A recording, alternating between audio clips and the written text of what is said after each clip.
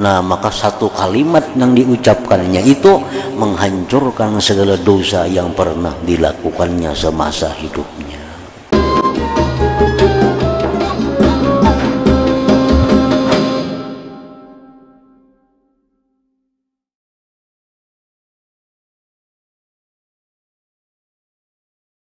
Seperti perkataan Imam Al-Ghazali rahimahullah wa nafa'ana bi'ulumih,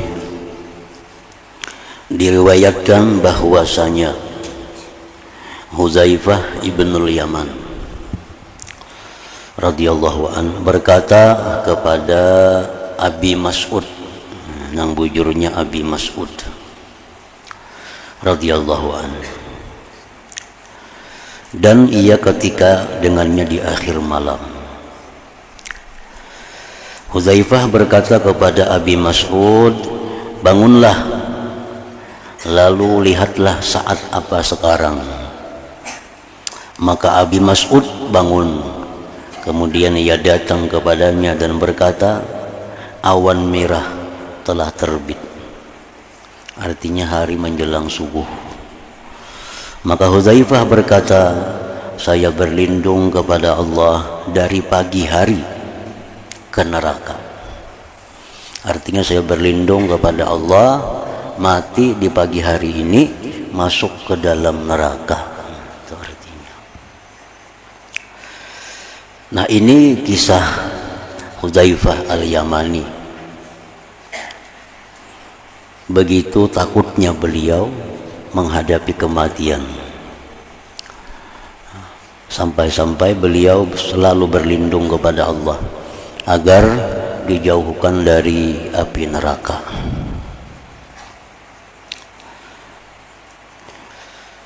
Padahal Huzaifah Al-Yamani ini termasuk sahabiyun jalil, termasuk sahabat yang besar, yang digelar dengan sahibu sirri Rasulullah sallallahu alaihi wasallam, yang digelar dengan sahabat yang mempunyai rahasia Rasulullah, Huzaifah Al-Yamani. Dan Huzaifah ini diberi keistimewaan bisa mengetahui hati seseorang yang mukmin dan yang munafik. Ini khusus diberikan Rasulullah kepada Huzaifah. Nah, kan di Madinah itu banyak orang munafik. Di Madinah banyak orang-orang yang pura-pura Islam untuk menyelamatkan diri, keluarga, hartanya, lalu pura-pura Islam. Sembahyang, umpat ke masjid, umpat bayar zakat, umpat juga orang hari raya, umpat puasa, tapi hatinya kafir. Nah, ini munafik. Nah, mengetahui orang munafik itu sulit karena bergaul sama dengan kita. Cuma Huzaifah ini yang diberi ilmu oleh Rasulullah sallallahu alaihi wasallam, mengetahui oh si fulan itu munafik, si fulan ini mukmin, si fulan ini munafik, si fulan ini mukmin. Sampai-sampai Sayyidina Umar radhiyallahu an pernah bertanya kepada Huzaifah ini, wahai Huzaifah, coba periksa hatiku, apakah ada sifat nifak dalam hatiku ini. Umar pun bertanya kepada Huzaifah, periksakan penghatiku ini adakah sifat munafik di hatiku. Karena Huzaifah tahu kalau orang tuh hatinya ada munafik, itu Huzaifah tahu. Nah, jadi Huzaifah yang sedemikian hebat, Huzaifah yang sedemikian tinggi kedudukannya, beliau pun takut mati itu. Beliau takut mati masuk neraka.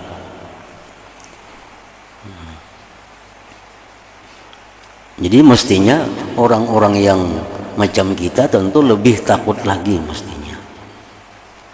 Orang macam Huzaifah itu ketakutan mati masuk neraka, padahal orang yang hidup semasa dengan Rasulullah, orang yang diberi kepercayaan oleh Rasulullah, tetap takutan mati kalau masuk neraka.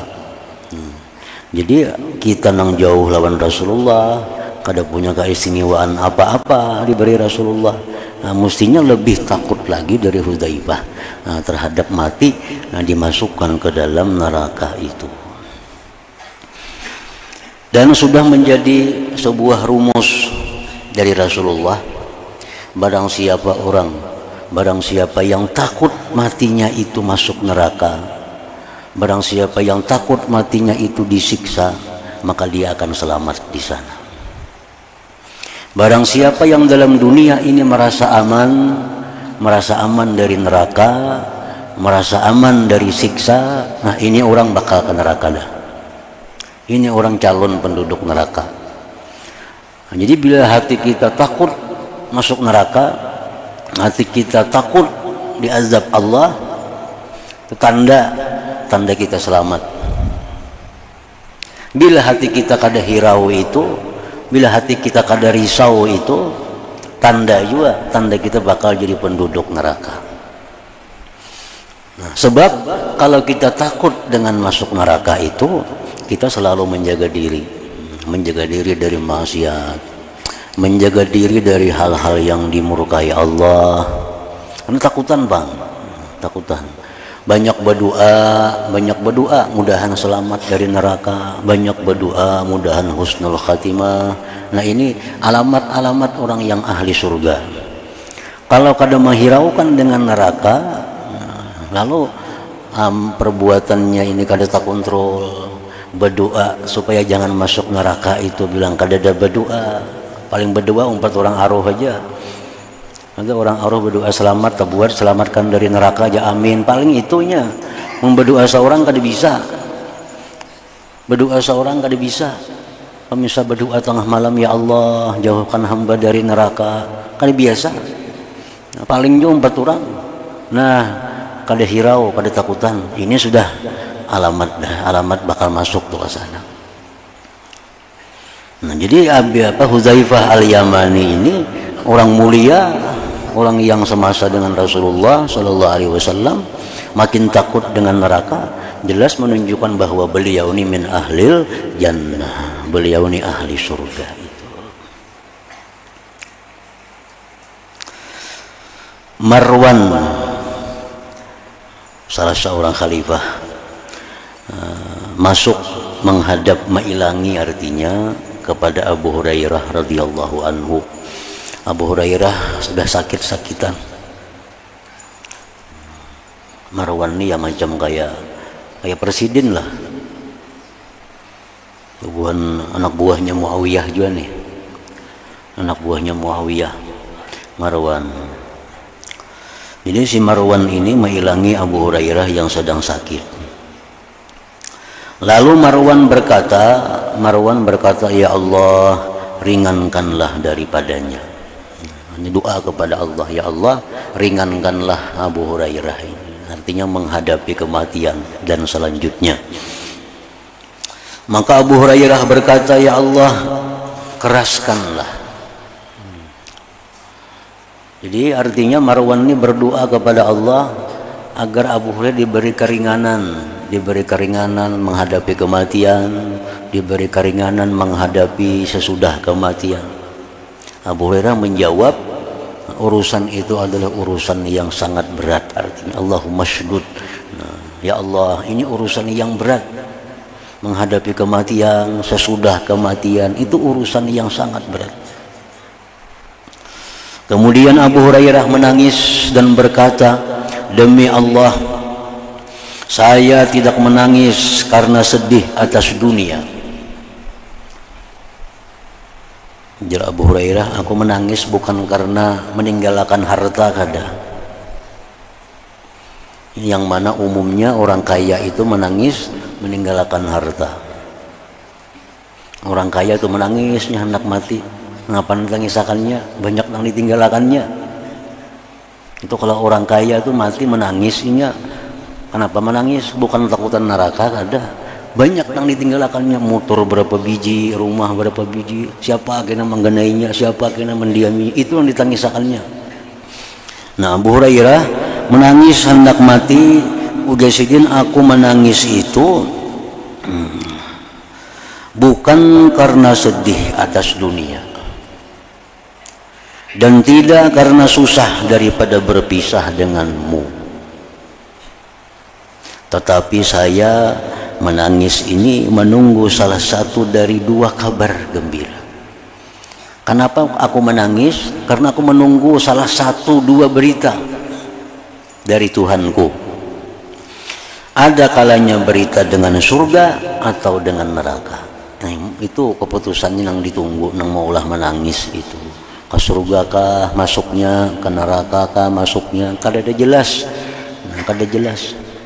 Nah, sampai orang yang sekelas Abu Hurairah aja merasa kada jelas lagi mati kemana masuknya. Padahal Abu Hurairah ini orang yang dikenal dalam dunia Islam sebagai sahabat yang paling banyak merawikan hadis dari Rasulullah Sallallahu Alaihi Wasallam. Paling banyak hadis yang meriwayatkan dari Nabi itu Abu Hurairah, dan tercatat dalam sejarah Islam. Artinya beliau ini paling banyak dapat ilmu dari Nabi, banyak mencatat ilmu dari Nabi. Nah, orang yang macam Sidin pun masih kada ada juga kepastian ke mana matinya, ke surga atau ke neraka. Padahal orang-orang yang beriman tuh, yang hidup semasa Nabi, yang sering ranjak melihat wajah Nabi dengan penuh cinta, yang sering melihat wajah Nabi dengan penuh hormat, yang sering bersama-sama Nabi, ini boleh dipastikan sudah ahli surga sudah sebenarnya.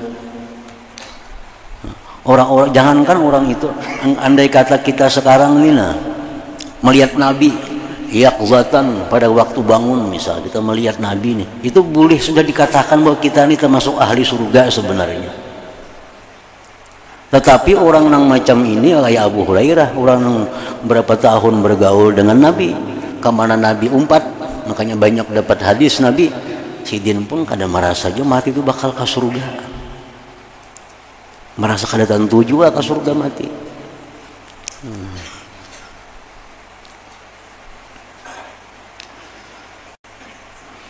Diriwayatkan dalam hadis dari Nabi Sallallahu Alaihi Wasallam bahwa beliau bersabda, Inna Allah idza radiya an abdin qala ya malakal maut idhab ila fulan fa'tini bi ruhihi li uriha hasbi min amali qad balawtuhu fawajadtuhu haitsu uhib fayanzilu malakul maut wa ma'ahu 500 minal malaikah wa ma'ahum qadbanur raihan wa usuluz za'faran kullu wahid minhum yubashshiruh bi bisyarati wa bisyarati sahibih wa taqumul malaikat saffain li khuruji ruhi ma'ahumur raihan fa idza nadhara ilaihim iblis wada'a yadahu ala ra'si summa sarakh qala fayaqulu lahu junuduhu malak ya sayyidana fayaqul ama tarawna ma'uti hadzal 'abdu min al-karama aina kuntum min hadza qalu qad jahadna bih fakana ma'suma. Artinya sesungguhnya Allah apabila ridha terhadap seorang hamba, maka dia berfirman, wahai malaikat maut, pergilah kepada si fulan, lalu bawalah ruhnya kepadaku agar aku menyenangkannya. Cukup akan aku dari amalnya, aku telah mengujinya, lalu aku mendapatkannya menurut apa yang kusukai. Nah, ini malaikat maut hendak mencabut nyawa orang yang diridai Allah. Perintah Allah, wahai Israel, jam tulak ke sana dah, datangi hambaku yang kuridai itu, cabut ruhnya, bawa kemari, aku ingin membahagiakannya. Maka malaikat maut turun dan bersamanya 500 malaikat, dan bersama mereka batang-batang yang harum dan akar za'faran. Masing-masing dari mereka memberi kabar gembira kepadanya dan berita gembira selain berita gembira temannya. Malaikat berdiri dengan 2 saf untuk keluar rohnya, yang bersama mereka bau-bau yang harum. Maka apabila iblis memandang kepada mereka, maka ia meletakkan tangannya di atas kepalanya, kemudian ia berteriak. Iblis kesal, iblis kecewa melihat ini hamba Allah begitu wafat disambut oleh ratusan malaikat dengan bau yang harum. Iblis bebicik kepala, meletakkan tangannya di atas kepalanya dan berteriak. Rasulullah bersabda, lalu tentara-tentara iblis, anak buahnya, pasukannya, bertanya kepada iblis, apa yang terjadi bagimu wahai penghulu kami? Kenapa pian bebicik kepala? Kenapa pian berkuriak? Iblis menjawab, apakah kamu tidak melihat apa yang diberikan Allah kepada hamba ini daripada kemuliaan? Di mana kamu dari orang ini? Kamu kada tahu kah orang ini? Kada digoda kayaknya semasa ini hidup, kada diganggu kah semasa ini hidup, sehingga dia bisa mulia di sisi Allah. Mereka menjawab, anak buahnya ini menjawab, kami telah bersungguh-sungguh menggodanya. Kami sudah seringkali menggodanya, mengganggunya supaya jangan takwa kepada Allah. Kami sudah berkali-kali menggodanya agar maksiat kepada Allah. Maka dia adalah orang yang dipelihara Allah. Artinya kami menggoda kada mampan, kami rayu kada mampan, karena dia sudah dipelihara oleh Allah Subhanahu wa ta'ala. Jadi artinya bahwa orang-orang yang diridai Allah itu apabila malaikat maut datang mencabut nyawanya, maka malaikat maut itu membawa rombongan dari malaikat untuk menyambut rohnya tadi, membawa ke hadirat Allah Subhanahu wa ta'ala. Al-Hasanul Basri berkata, tidak ada kesenangan bagi orang mukmin kecuali pada bertemu dengan Allah Ta'ala. Tidak ada kebahagiaan bagi orang mukmin kecuali pada bertemu dengan Allah Ta'ala. Maka barang siapa kesenangannya pada bertemu dengan Allah Ta'ala, maka hari kematiannya adalah hari kebahagiaannya dan kegembiraannya, keamanannya, kemuliaannya, dan kehormatannya. Artinya bila mana kita ini rindu dengan Allah, kita ini cinta kepada Allah, kita ingin bertemu dengan Allah, maka hari kematian itu adalah merupakan hari kemerdekaan. Hari kematian itulah hari kebahagiaan. Karena pada hari itu kita berjumpa dengan zat yang selama ini dirindukan. Dikatakan kepada Jabir bin Zaid ketika akan wafat, apa yang akan kamu inginkan?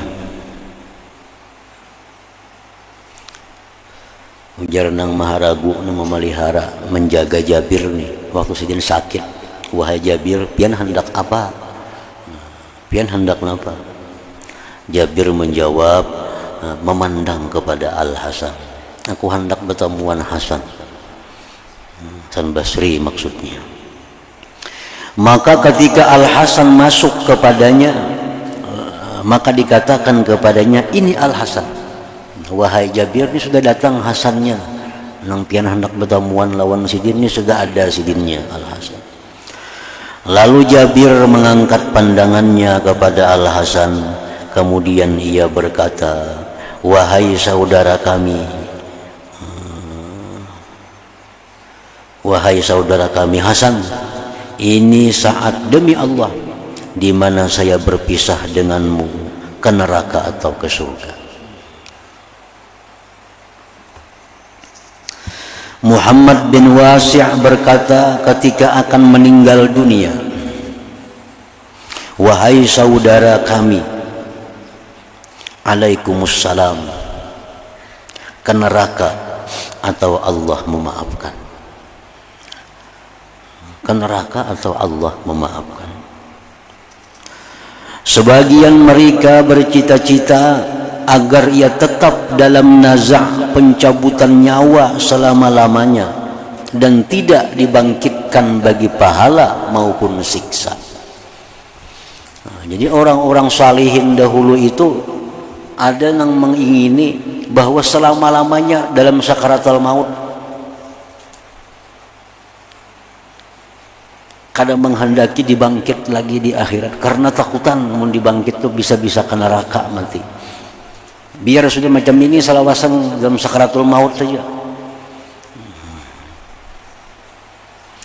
Nah, Maka takut terhadap su'ul khatimah. Takut terhadap su'ul khatimah adalah memutung hati-hati orang yang ahli ma'rifah, dan ia termasuk bencana yang besar ketika akan mati. Dan telah kami sebutkan pengertian su'ul khatimah dan sangat takutnya orang-orang yang ahli ma'rifah daripadanya dalam kitab Al-Khawf war Raja. Nah, sudah kita bicarakan dulu. Dan itu layak dengan tempat ini, tetapi kami tidak memperpanjang dengan menyebutkannya dan mengulangnya. Penjelasan tentang keadaan-keadaan yang disunatkan bagi orang yang hampir mati. Kalau orang itu sudah sakit, sudah uyuh, sudah parak lah, apa yang baik dikerjakan, apa yang sunat dilakukan supaya mati dalam keadaan husnul khatimah. Ketahuilah bahwasanya yang disukai ketika mati dari rupa orang yang hampir mati adalah tenang dan diam, dan dari lisannya adalah bahwa ia mengucapkan syahadat, dan dari hatinya adalah bahwa ia berbaik sangka kepada Allah Ta'ala. Nah, itu paling bagus sudah hendak mati, tenang, tentram, lisannya mengucap la ilaha illallah, hatinya berbaik sangka kepada Allah. Nah, mati dalam keadaan husnul khatimah itu. Adapun rupa, maka telah diriwayatkan dari Nabi sallallahu alaihi wasallam bahwa beliau bersabda, urqubul maita inda salasin idza rashaha jabinuh wa dama'at aynah wa yabisat syafatah fahiya mir rahmatillahi qad nazalat bih, wa idza ghatta ghatital makhnuq wa ahmarra launuh wa arbadat syafatah fahuwa min azabillah qad nazala bih. Artinya, perhatikanlah, ujar Nabi ini, perhatikanlah orang yang meninggal di sisi tiga hal. Artinya orang yang meninggal itu perhatikan tiga perkara, yaitu apabila dahinya berkeringat. Nah, orang mati itu begitunya meninggal dunia, sudah wafat, ruhnya sudah keluar, dinyatakan mati, dahinya tuh bepaluhan, disebut ngarannya rashul jabin ngarannya, dahinya bepaluhan. Kedua, matanya mengalir air mata, menangis, dan kedua bibirnya kering. Maka tiga hal itu adalah termasuk rahmat Allah yang turun kepadanya. Berarti orang ini mati dalam keadaan rahmat Allah. Ini yang mati bujur-bujur berpulang ke rahmatullah ngarannya. Dan apabila ia mendengkur seperti dengkurnya orang yang tercekik, warna mukanya merah dan kedua bibirnya pucat, maka tiga hal itu adalah termasuk siksaan Allah yang telah turun kepadanya. Berarti ini mati dalam keadaan sakit orang. Adapun kelancaran lidahnya dengan mengucapkan kalimat syahadat, maka itu adalah tanda kebaikan. Abu Sa'id Al-Khudri radhiyallahu anhu berkata, Rasulullah sallallahu alaihi wasallam bersabda, "Laqinu mautakum la ilaha illallah." Artinya, ajarkan, bacakan orang yang hampir mati di antara kamu dengan kalimat la ilaha illallah. Nah, bisiki la ilaha illallah. Itu ada aturan-aturannya. Ya paling banyak 3 kali lah. cukup sudah. Ya, dibisiki di telinganya la ilaha illallah. Dalam riwayat Hudzaifah radhiyallahu anhu, fa innaha tahdimu ma qablaha minal khataya, artinya sesungguhnya kalimat itu dapat menghancurkan segala kesalahan sebelumnya. Nah, amun si orang nang parak mati ini menyahut la ilaha illallah, nah menyahutnya, nah maka satu kalimat yang diucapkannya itu menghancurkan segala dosa yang pernah dilakukannya semasa hidupnya. Habis sudah dosanya kali lagi. Kalau nya hendak mati itu bisa mengucap la ilaha illallah. Utsman radhiyallahu anhu berkata, Rasulullah sallallahu alaihi wasallam bersabda, "Man mata wa huwa ya'lam an la ilaha illallah dakhala al-jannah." Artinya barang siapa yang meninggal dan ia meyakini bahwa tidak ada Tuhan selain Allah, niscaya ia masuk surga. Ubaidullah berkata, "Wa huwa yashhad," artinya dan dia bersaksi. Utsman radhiyallahu anhu berkata, apabila orang yang akan mati hampir mati, maka ajarkanlah, bacakanlah kepadanya kalimat la ilaha illallah. Karena sesungguhnya tidaklah seseorang hamba yang diakhiri dengan kalimat tersebut ketika akan mati, melainkan adalah kalimat itu bekalnya menuju surga. Umar radhiyallahu anhu berkata, datangilah orang-orang yang akan mati di antara kamu. Artinya mun ada kita nara kabar si fulan sakarat, si fulan banget, nah, datangi. Dan ingatkanlah mereka, maka sesungguhnya mereka melihat apa yang tidak kamu lihat. Nah, orang sakarat tuh melihat yang kada kita lihat. Ya, malaikat melihat malaikat maut, melihat macam-macam dilihatnya. Maka sesungguhnya mereka melihat apa yang tidak kamu lihat, dan ajarkanlah mereka dengan kalimat la ilaha illallah. Abu Hurairah radhiyallahu anhu berkata, saya mendengar Rasulullah sallallahu alaihi wasallam bersabda, hadara malakul maut rajulan yamut fanadhara fi qalbihi falam yajid bihi syai'a fafaqqa lahyaihi fawajada tarafa lisanihi lasikan bihanakih yaqulu la ilaha illallah faghufira lahu bikalimatil ikhlas. Artinya malaikat maut mendatangi seorang laki-laki yang akan mati, lalu ia melihat di dalam hatinya, maka ia tidak mendapatkan sesuatu di dalamnya.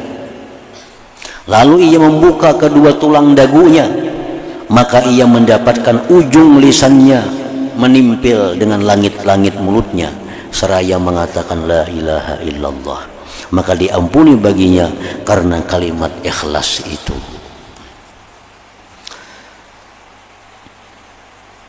Dan semestinya bagi orang yang mentalkinkan nang hidup nih, nang mengucapkan la ilaha illallah itu, agar ia tidak memaksa dalam talqin. Jangan memaksakan supaya menyahut tuh, jangan. La ilaha illallah dipaksakan supaya nang garing ini menyahut, jangan dipaksa. Kita disuruh cuma membacakan. Nah, disuruh membacakan di telinganya la ilaha illallah. Jangan dipaksa, baca, kasih baca. Ada usah dipaksa-paksa itu. Cukup dibacakan aja.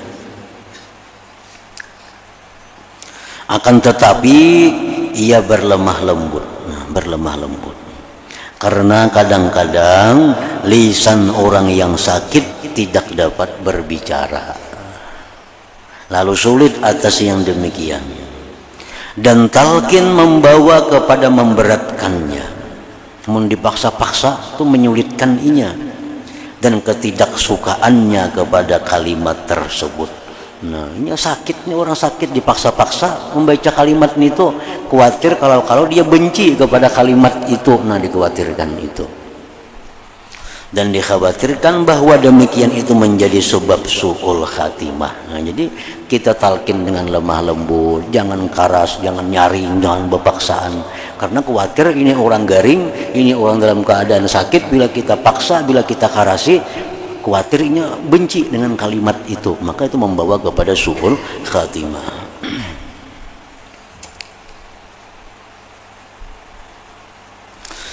Hanya saja makna ini kalimat adalah bahwa seseorang mati dan tidak ada di dalam hatinya sesuatu selain Allah. Nah, itu. Orang yang mampu mengucapkan la ilaha illallah itu menunjukkan bahwa orang ini dalam hatinya tidak ada selain Allah. Ini sulit. Orang yang hatinya kosong daripada makhluk, orang yang hatinya kosong daripada dunia, itulah orang yang akan mampu mengucapkan la ilaha illallah di akhir hayat itu. Maka apabila tidak tersisa baginya sesuatu yang dicari selain Allah al-wahidul haq, maka kedatangannya dengan kematian kepada yang dicintainya adalah puncak kenikmatan baginya.